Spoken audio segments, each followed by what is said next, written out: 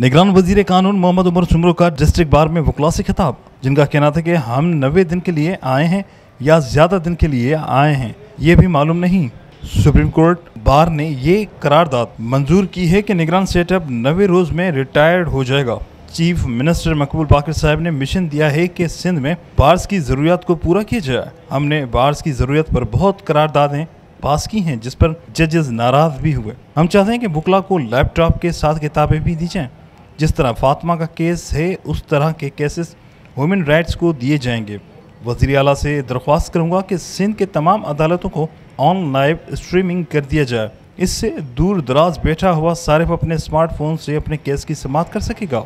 इससे बेंच और बार की शिकायत भी ख़त्म हो जाएगी। जिनकी बेगम साहिबा के साथ जो सलूक हुआ कोर्ट में, वही जस्टिस काजी फायज़ ईसा साहब इंशाअल्लाह ओथ लेके जो आइनी मसाइल हैं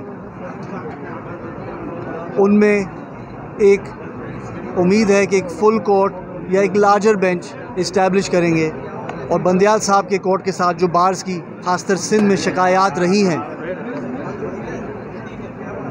कि सिलेक्टिव बेंचेस को बिठाया गया है, इससे एटलीस्ट सिंध की आवाम और सिंध के bars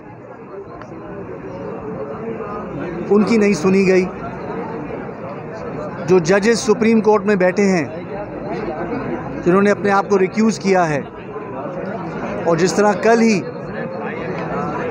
mister justice Mansoor Ali Shah साहब ने कहा कि कुछ ऐसे मामले हैं वो पार्लियामेंट को ही डिसाइड करने चाहिए, तो मुझे उम्मीद है कि मिस्टर जस्टिस काजी फायज़ ईसा की सरबराही में